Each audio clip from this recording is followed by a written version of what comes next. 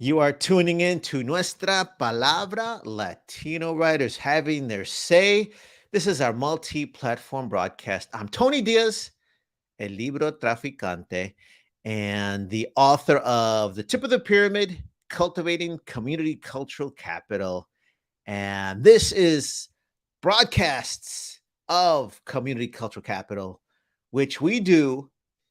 Either the video you're experiencing appears on fox26houston.com or the audio broadcasts on 90.1 FM KPFT, your community station. Of course, I want to remind listeners that KPFT is listener sponsored.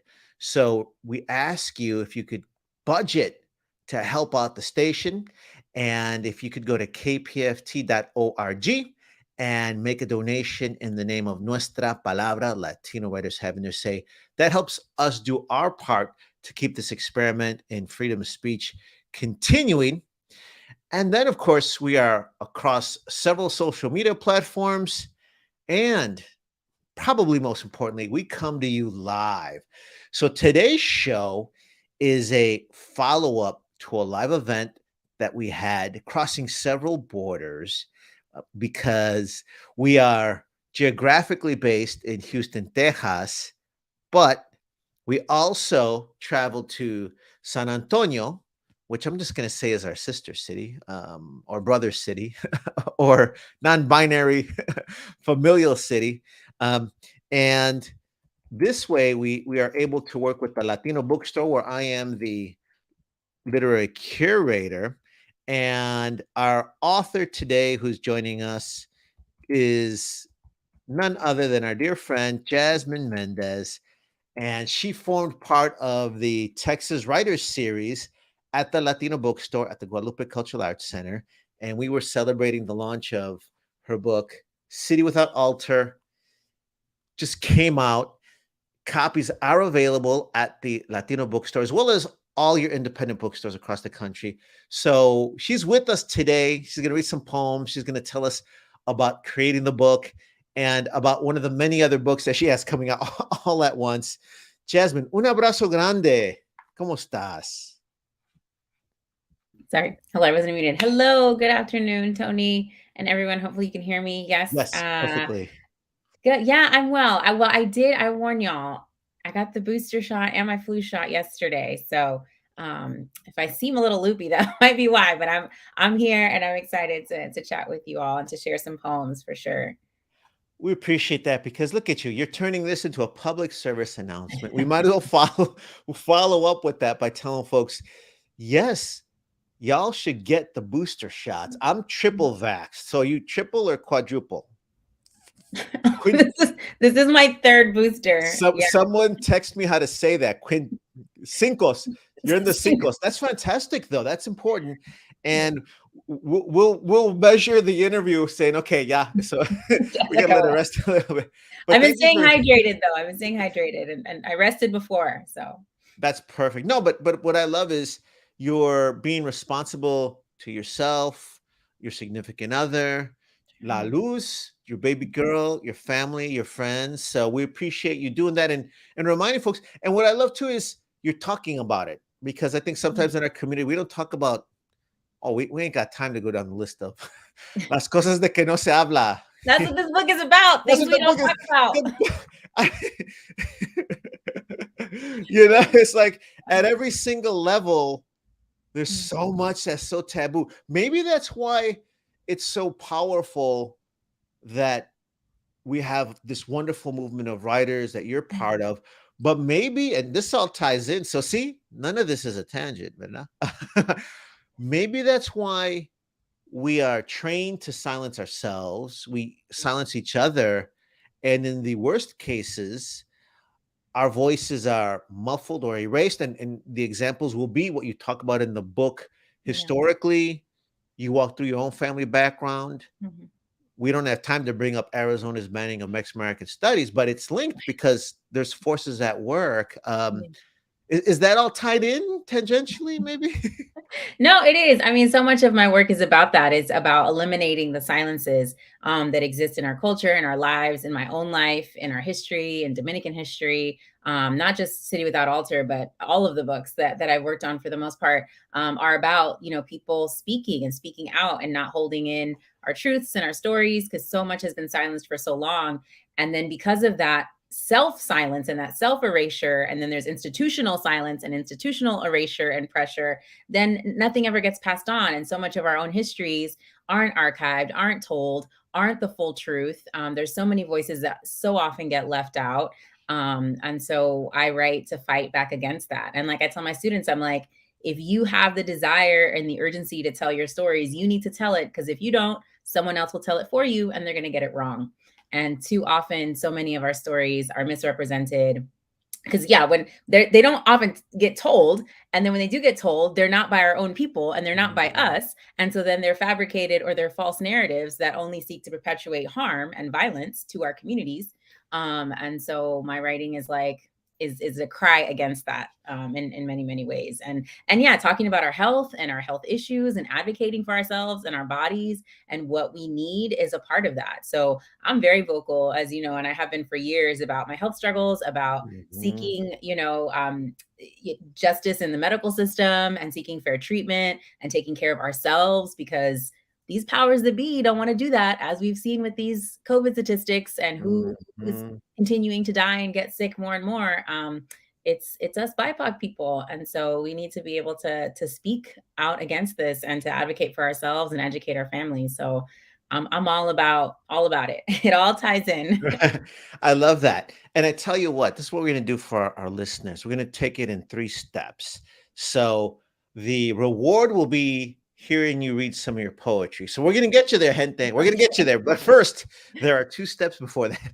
The second step is going to be where I want to put it in context very quickly, because I think some people may imagine that we're accusing them of not caring or that the learning stops. I want to share what I've learned from your work and from the reading, because I've had eye-opening moments now, which I love, because some people might call it the praxis. Some people call it satori, enlightenment, insights. I love that. That to me is an intellectual journey, which you caused. And I was there in the Guadalupe Cultural Arts Center. I'm like, whoa. So I want to share that so that people can see that they don't need a PhD to enjoy this, and they're living it. And the first thing I want to say too, because I'm being generous there, now I'm going to be a little mean, in that I want to make clear that this is not for a lack of desire of our community to express themselves. It's not for a lack of talent. And even our most gifted voices have to deal with corporate publishing formats, corporate media formats, corporate education formats that force our stories into little 100%. Capsules, which is what our show is. Just this radio show is an example of that, where from the guests, in theory, we shouldn't be talking to you because it's too late to market your reading. Right? And in theory, it's like, well, no, here's the other book coming up, or hey, I got a whole book tour. It's not too late. I got a whole book tour to promote. So insert next stuff. But even folks that want to say, well, it's Hispanic Heritage Month, let's talk about Latinos. We're going to touch on the Afro-Latino experience, but there's even so many layers under that. For sure. Right? So that I want to make it clear that it's not for a lack of interest or talent from our community, but also, if you don't understand all that, there's a system in place that's trying to really concretize it in a way that makes it simpler, and we can't fit all those ideas. That's step 1. I think I'll stop with step 1. Let me get to step 2. When we're sitting there at the Guadalupe Cultural Arts Center's Latino bookstore there on the west side of San Antonio. Thank you so much for joining us there, and your signed copies are there too. When folks want to pick your them signed up, copies from now into infinity. And it really was a wonderful reading. And I've heard you read. Oh yeah, muchas veces. I can get a PhD in Jasminne Mendez studies. But I mentioned that too because I want people to understand that we get something new each time. for me, the mind-altering moment was when I realized that the Dominican Republic and Haiti share one line on this little island. And in my head, because of the same corporate education system, corporate government systems, they were planets apart. Mhm. And you touch on how that's been done. I'm going to stop there, explain a little bit, and then please introduce a poem to us. Sure. Yeah. So, City Without Altar traces, among many things, but at the center of the book is the 1937 Haitian massacre, which occurred along the northwestern border of the Dominican Republic and Haiti. The border has moved, over decades and hundreds of years. It's been pretty stable now where it is. But yeah, the island of Hispaniola, as it has been known, has two separate countries on it, which a portion of it, a large portion of it is the DR, Dominican Republic, and then the other side is the country of Haiti, of Haiti. They speak two different languages for the most part, French, Haitian Creole on one side, excuse me, there's suddenly a gnat in my face, and then Spanish on the Dominican side. There are some cultural differences, but that, a lot of that has played out, because of colonization, the French colonizing the Haitian side, the Spanish colonizing the Dominican side, and then lots of, transnationalism and internationalism, if you will, transborder politics, lots of different things have played into the differences that exist. But ultimately, I do think that there are a lot more similarities and a lot more commonalities in a lot of ways that we can and should be working together. Mind you, yes, this is coming from someone who does not live on the island, who has not lived in the DR, who is Dominican American, born and raised here in the States. And so I do understand my positionality and my privilege and my perspectives are different from those that live there. So I can't speak for them and their experiences. But I do feel from the research and the times that I have been able to spend in the DR and doing the work that I've been doing, that there is a lot of opportunity for us to work together as two countries and two communities. And I know that there are people on the ground that are working towards that. But yeah, a lot of people don't really know even where the island of Hispaniola is on the map, where the DR is, where Haiti is. Usually when I mention Dominican Republic, they have actually a better understanding of Haiti than they do the DR. And they're like, oh, is that the country that shares the island with Haiti? And I'm like, yes, we are actually, because I know that Haiti is often, unfortunately, in the news for so many of like earthquakes and hurricanes and terrible things that actually afflict the country versus celebrating, some of the things that we could be celebrating about its culture and about its people. So yeah, I'm constantly not only educating folks about the massacre, but they're learning, right, like geography, and they're learning history about the two islands, the two countries, and how they've, been kind of at war with each other throughout history. And in conflict with each other, but that there are folks that are working to build more community and connection between the two. And yeah, I mean there's just so much there, with regard to culture and history that is often silenced. I can speak for the Dominican side. I haven't been to Haiti yet. I do. It is on my agenda, my hope to get there one day. But in the DR, I know that there are, like I said, organizations that are seeking to talk more about this sort of strenuous relationship that has existed in our countries for many years. But yeah, I'm just hoping my hope is to get folks in the US to know about this history. Because like you said, it's not something that we learn in school, in most of our education. I mean, maybe in college, if you take like a Caribbean studies class or you take an African diaspora class, Which might be an elective, maybe. Yeah, as an elective, right? You might learn about it. But even in my own research, my own work, because I basically gave myself an education on Dominican history. It was just through reading scholarly books and Googling things and spending time, in archives in the library and talking to family when they would talk. And so it's been a journey. Yeah. Well, I tell you what, I think this is a great segue now to some poems. So reading from her new book, City Without Altar, Jasminne Mendez. All right. So this is from the first section. Well, it's in the middle section, but it's the first piece in the middle section. And it's titled Along the Border. Along the border, on a dirt road, on a drive to El Campo, you found a batey. I cut the cane. We sucked on a stalk. You gave me your arms. I swam in the river. We locked the door. Then the lights went out and the radio played. You fingered the pesos. I walked to the beach. We fried the fish. You ate the mango. I jumped in the water. We bought the flowers. Then the migrants came, and you bartered for more. Then the sirens blared, and they were carried away. But we didn't stop them. Then the ocean swept, and the palm trees sagged. They were foreigners. We were foreigners, and we lived there. Thank you. That's beautiful. We are experiencing the poetry of Jasminne Mendez. She's reading from her book, City Without Altar. You are tuning into Nuestra Palabra, Latino Writers Having to Say. This is Tony Diaz. I got to give a shout out to all your Nuestra Palabra familia. Roxana Guzman is our multi-platform broadcast producer.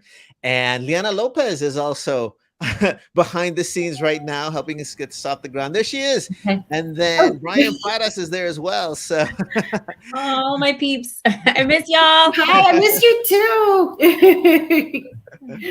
And we appreciate all the work behind the scenes to get the show here since 1998 and into the future as well. So I want to give our gente shout out because we all love you dearly. And I love that you read that poem because you and I were like engaged in like a PhD level discourse. And then the poem is simply beautiful. So you tell me, Jasmine, how can people read in between the lines? It's just a beautiful poem about the DR. Where in there are some of the pieces that we touched? Because I love the line breaks. I love the figurative language. Thank you. Yeah. So I wrote this piece after one of my trips to the DR while I was doing research on the book. And it was one of my days off. My mom was like, Vamos pa la playa, let's go to the beach because that's what you do in the DR, right? Like, of course, you can't go to the DR and not go to the beach. So, we went and we were there just having a normal, like a good just afternoon. And there often are very typically Haitian migrants that are selling they're selling sarongs, they're selling jewelry, they offer to braid your hair, they're giving you all kinds of artisan crafts and things that they've handmade or just that they found and, they've bought themselves just to resell to the tourists and to the folks that are on the beach. And while a woman was trying to sell us some of her things, some of, of the stuff that she had, her merchandise, there was a beach patrol that came on a golf cart and whisked her and the other vendors away, like arrested them with zip ties and put them in the back of the golf cart and drove away because they were undocumented migrants from Haiti. And they were like, it's illegal to sell here on the beach. And, where are your papers and where's your ID and all the whole thing. Right. And took them away. And I was really struck by that. I was really, there was just a sense of like guilt and shame and like, I didn't do anything and I didn't know what to do. And I didn't know if I could or should say or do anything. And here I am, this Dominican American, just, oh, look at me with my privilege, enjoying my day on the beach. And yet this very real like moment of like border politics and trauma and anti-Haitianism and anti-Blackness, like occurring right in front of me. And like, just my sort of ineptitude, I didn't do anything really. Right. And so it was in a way trying to capture that moment of like, we're here and there's all this beautifulness in this land that isn't even my land, but I have a right to be here. Like I have an American passport. So that what makes me allowed to be on this beach in this place. I'm not from here. You're not from here, but somehow it's okay that I'm here, but it's not okay that you're here. And yet you and I like could be familia. Like we look alike, you're maybe just like a shade darker than I am, really was all it was. Because a lot of the Haitian migrants, they speak Spanish, just as good, if not better than the Dominicans that are from there, and so how do we, and that's part of the book, right, too. It's like, how did they even know who was Dominican versus Haitian to decide who was going to be murdered? And then there in that present day, I think it was probably like 2017, 2016 when I was there, when this event occurred. And so it's just mind-boggling to me, right, that we're still enacting these same violences against Haitians in the DR. And yeah, just me kind of like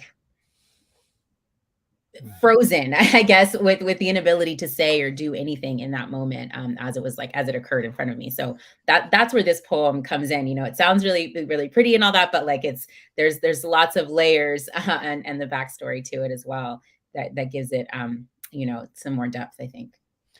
We're going to get to another poem, but there's just two layers we have to add, because I think one, you examine what you call that privilege. I might call it that power. Maybe I would call it those gifts.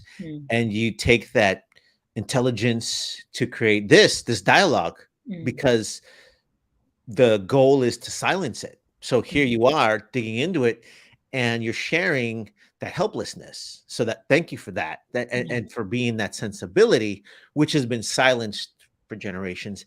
The other thing I would add, and we can't even get into this, but because we're not a corporate show, it's about community, we do have to acknowledge you've got immigration issues, and then corporate media wants immigration issues to sound like it's just about brown folks. But you just mentioned the Black experience in immigration in a Spanish-speaking country. Pause there. And then also the recent plight of Haitians, which has been documented in their flight to the U.S., to Mexico.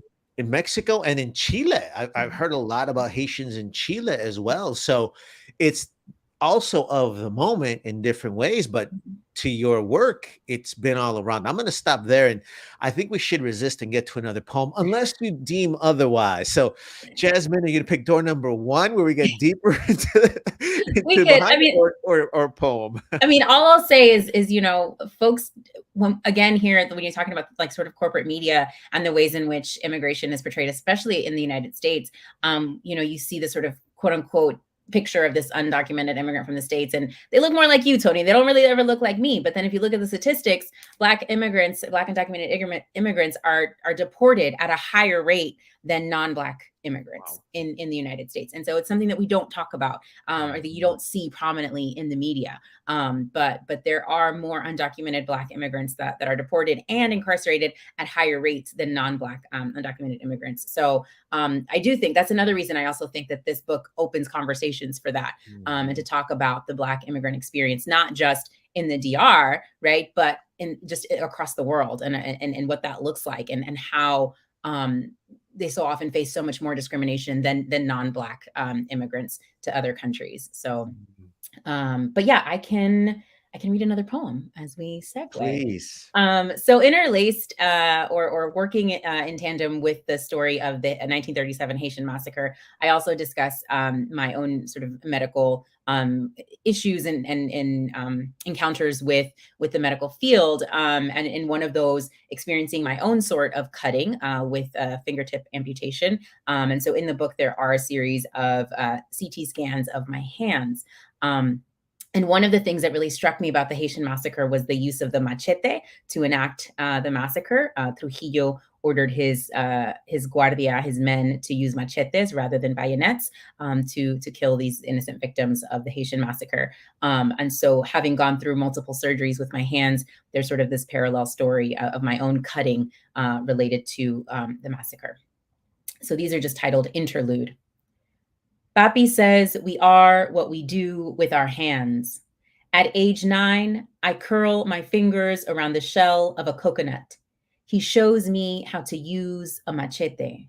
The blade turns and winks at me. We catch the sunlight.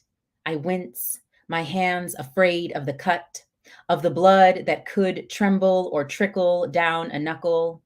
Papi says the machete is built for reaping and revolution, farming and food. Papi names his machete a tool, like the hammer or the pen.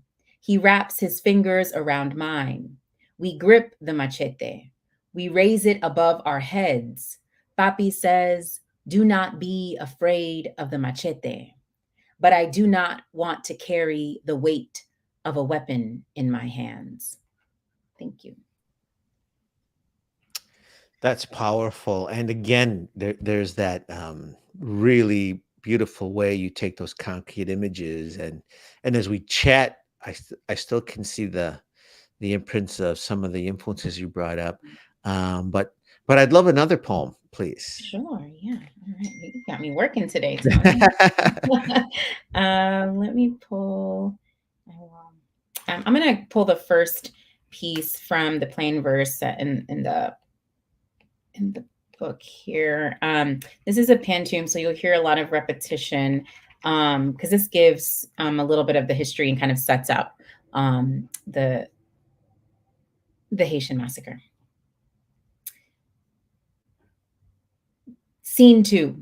The hills become a hospital, the river becomes a bed, the border becomes a wall. Me.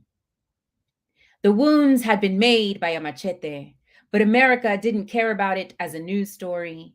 And in a hospital along the border, men, women, and children lay severed, limb stumps pulsing angry red against black skin.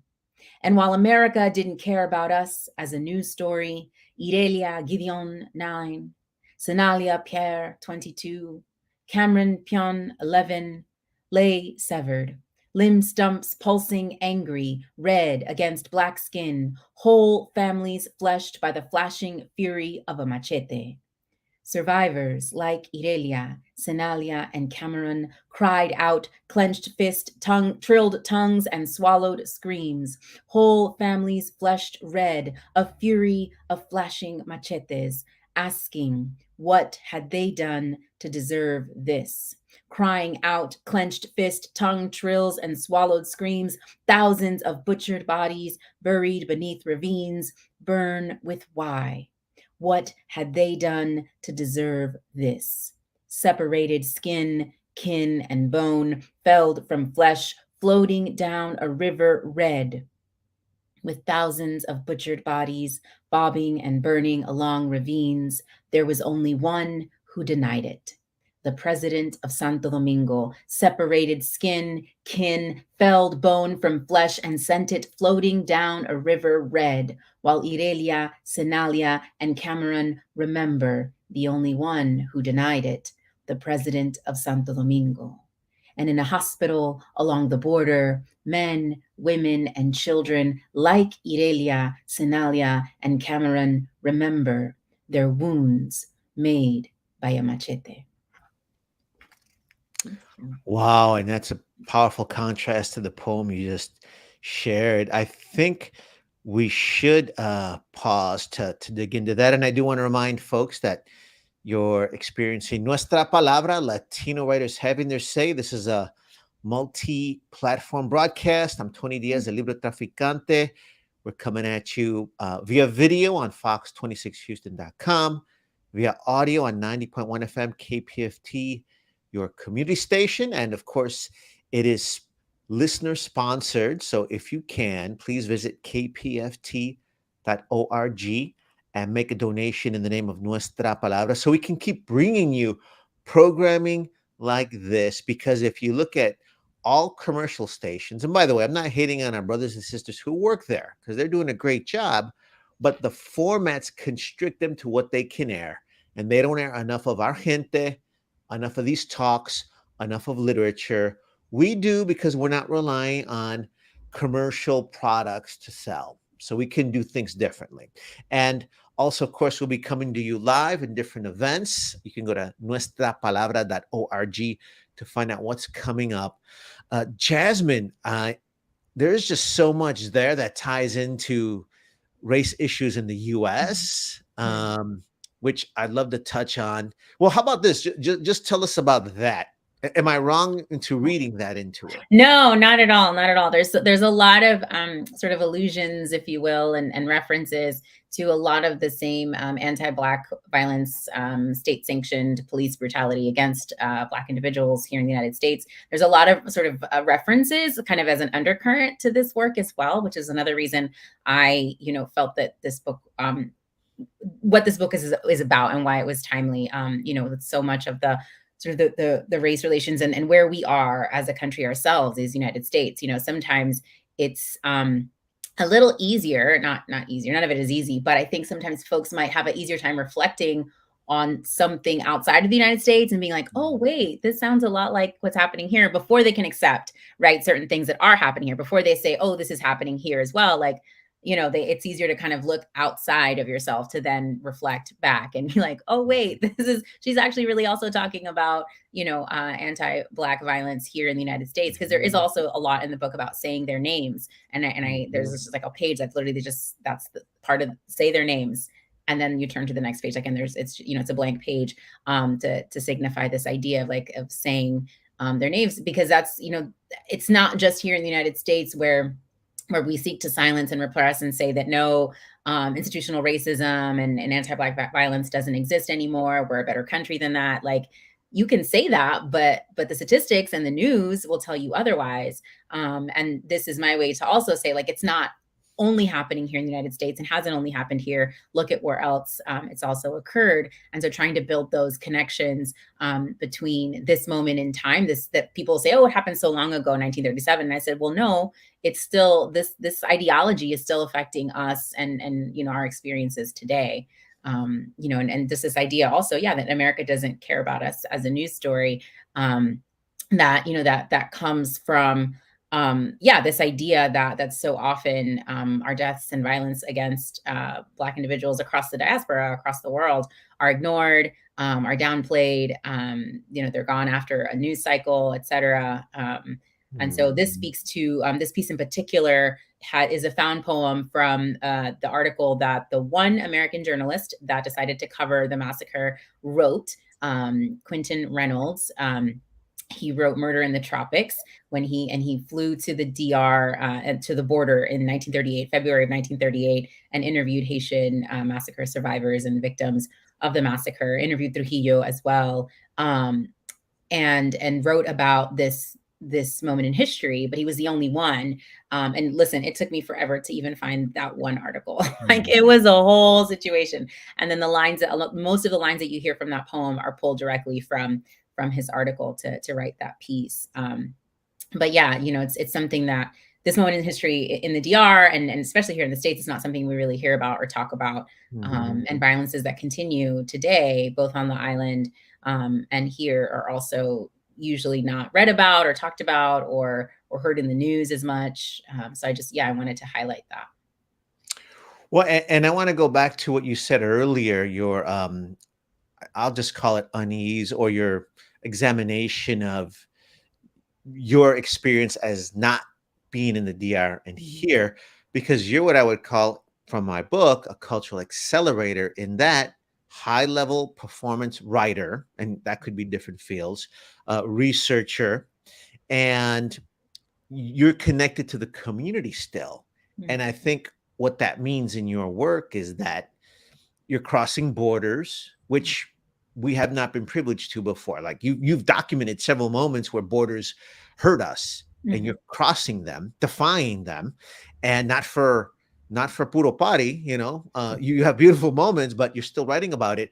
But what you're doing then is, I see you taking the Black Lives Matter movement, which basically examined this recent attack on Black-skinned individuals, mistreatment of them, which has been going on for generations, and came up with a way to address that. And it's powerful then that you translate it, to me, it seems, into the poetry, but into the history of Dominican Republic. So here you are crossing those borders with that art. And I think you do that because of that which you were bringing up earlier.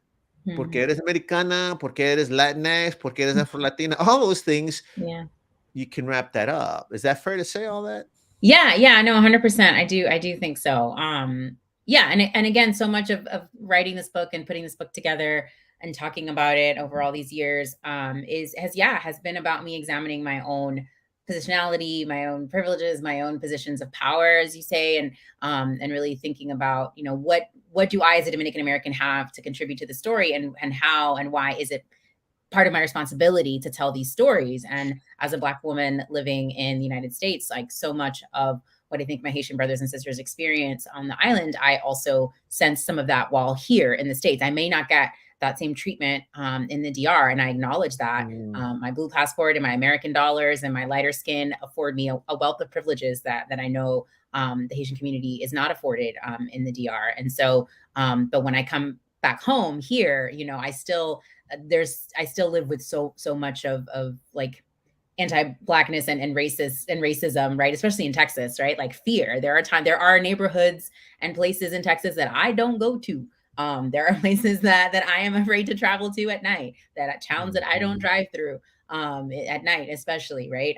Sundown towns and things like that. And even places that we perceive as safe. Sometimes there's, you know, on my way to school every day to take my daughter, there is a house with a Blue Lives Matter flag and a Trump 2024 flag and something else that just to me is like highly offensive. So to me, every day taking my daughter to school, I feel assaulted. Like I feel attacked by some of these displays of sort of white nationalism and patriotism, et cetera. And so, you know, I wanted to kind of bridge those experiences and show like I can empathize and I can understand, you know, a lot of sort of that anti-Blackness that happens on the island, as well as here at home, and seeing that, you know, this anti-Black violence has been around for a long time in many places, not just here in the United States.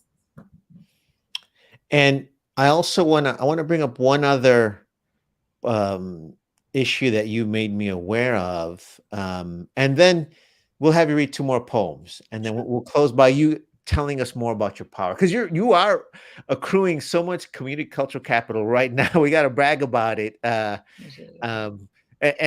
you know, we got to let people know that your overnight success, that was a long night. Yeah, no, it's been a long night. Listen. Yeah.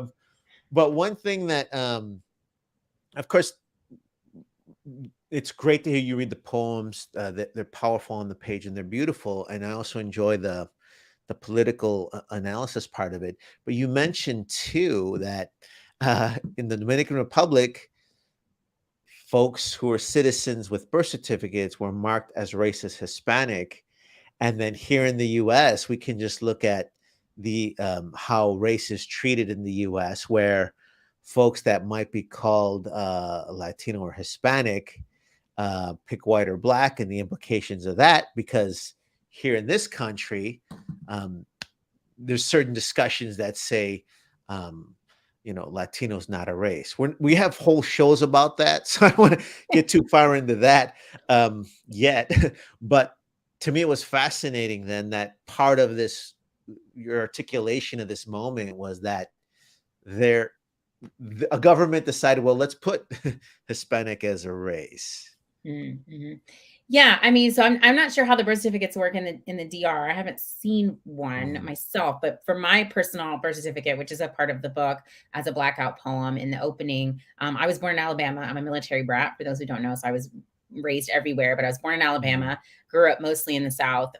But for some random reason, I think it was at some point during the pandemic or right before, I had asked my mom, like, can I get a copy of my birth certificate or help me get one? Because I just wanted to have my paperwork in order. I was like, if I need to flee this country because white folks gonna do whatever they're gonna do, I need all my documents. I need my paperwork. So I asked my mom for a birth certificate, and it was the first time I think I'd seen like a physical copy of my birth certificate. And when I looked, and it was just as I was like editing and working on this book still, and it shows there that the race listed on my birth certificate for both my parents, my mom and my dad, is Hispanic. And I'm pretty sure, like, I think that they were the ones that self-selected that. I don't know. I haven't asked. But the fact that there's no record on my birth certificate that shows that I am Black or that I have African, ancestry or African history in my blood, in my body, was really striking to me. It was like, wow, the anti-Blackness in my life started at birth, because that was part of this exploration. That part of the reason for going into this book was wondering, well, where does the anti-Blackness in the DR come from? Like, I was like, I want to find where it began, and so much of the history and folks that I spoke to were like, oh, Trujillo. And yes, 100%. But I was like, was there a defining moment, or was there something like what propelled this? Because he himself, people also don't know this, Trujillo himself was a quarter Haitian. Like, he had a grandparent that was Haitian. And so to be so anti-Haitian and so anti-Black, and then spend 30 years of this dictatorship perpetuating that, I was like, what?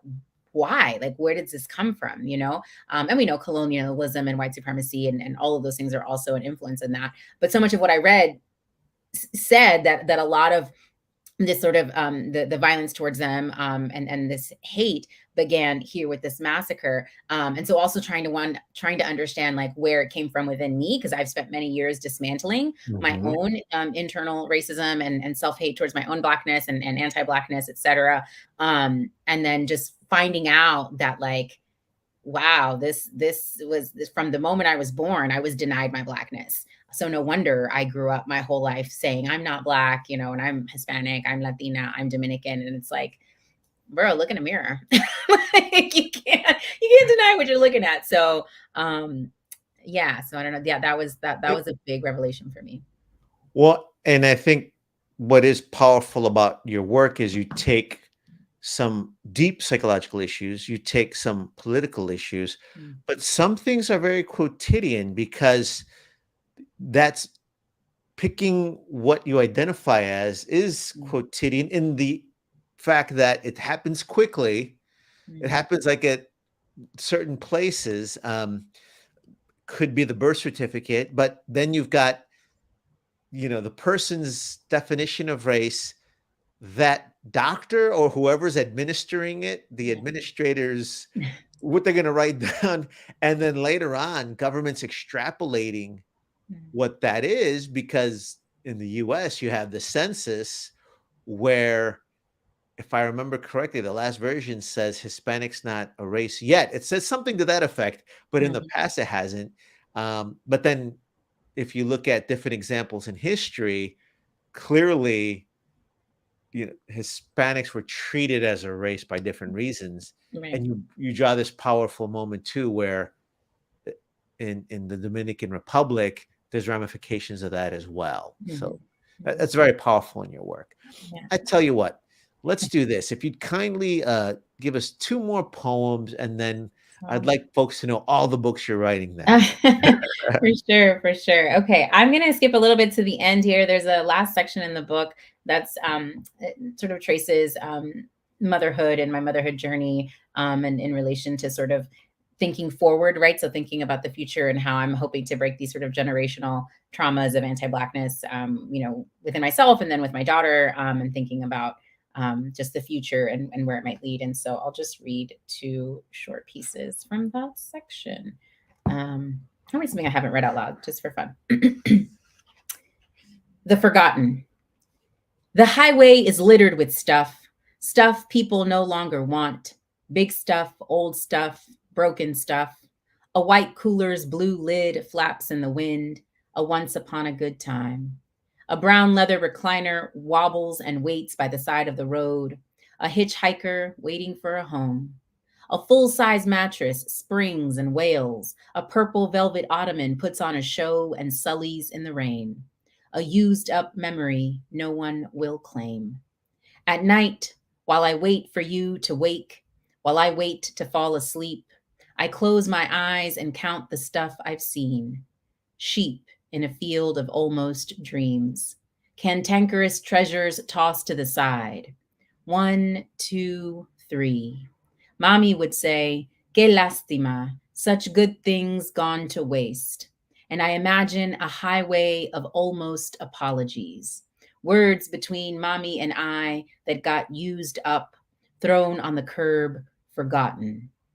Que lástima, I whisper into the dark. And there is an almost whimper in the monitor.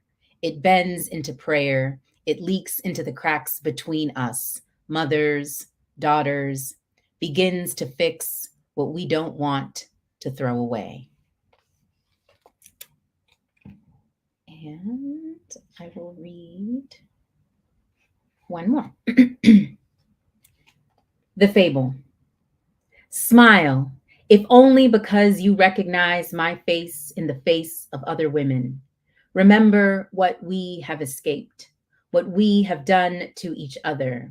The light-skinned women to the dark-skinned women. How you are one and I am the other. How I am one and someone else is the other. Remember this mestizaje African fable. A green river slides into an ocean of bones, a sea of rot, so much to recover, but it's not anything anyone else would want. Somewhere beneath our skin to skin is making its way into my DNA, changing how I carry the women who made it out of the water. Thank you. Fantastic. We've been experiencing the poetry and the mind and soul of Jasminne Mendez from her book City Without Altar.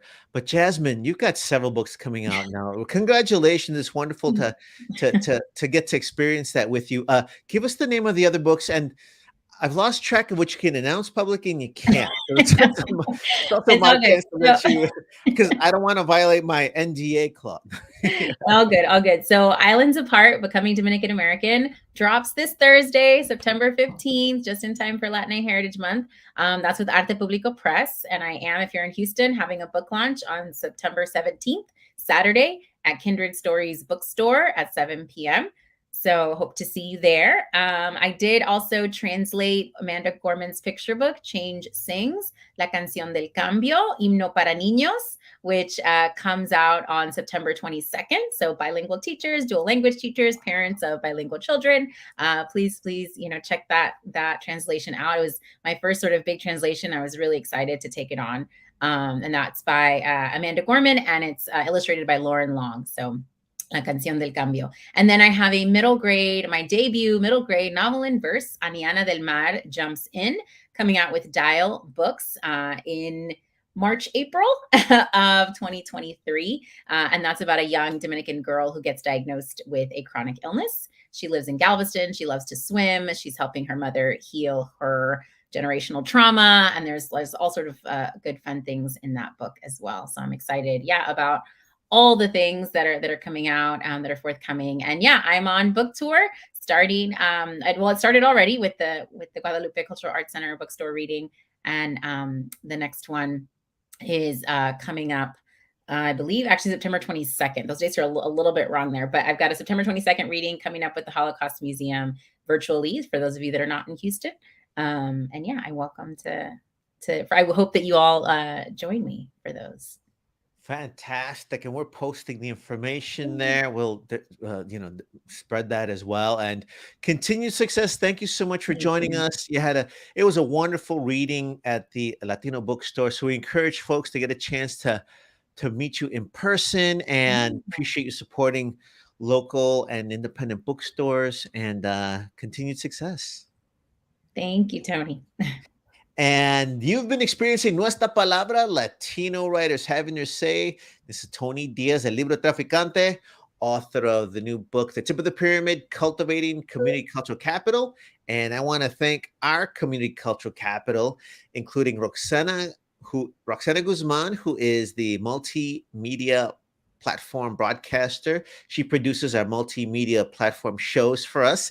And today, working with her was also the OGs, our veteranos, Liana Lopez, Brian Paras, and a big shout out to Rodrigo Bravo Jr., who mixes our audio as well. And to all you listeners who support us through every platform, we encourage you to go to kpft.org and make a donation in the name of Nuestra Palabra, Latino writers having their say. But of course, we appreciate your blood, sweat, and tears equity that has kept us going since 1998. And into the future. That means so much to us and keeps us fired up. And we are now all seeing the fruits of that labor. Shout out to Alice Canestero Garcia, who's been chatting with us through comments, and we get to see her in San Antonio. She was one of the early volunteers back at Nuestra Palabra when we're taking place at Chapultepec Restaurant. So for anybody out there, if you're working on that first sentence for that first book, we want to parade a bunch of people who are in that same situation and are now disfrutando con ustedes. Thanks a lot. We'll see you next time. Thank you. Bye, Jasminne. Bye.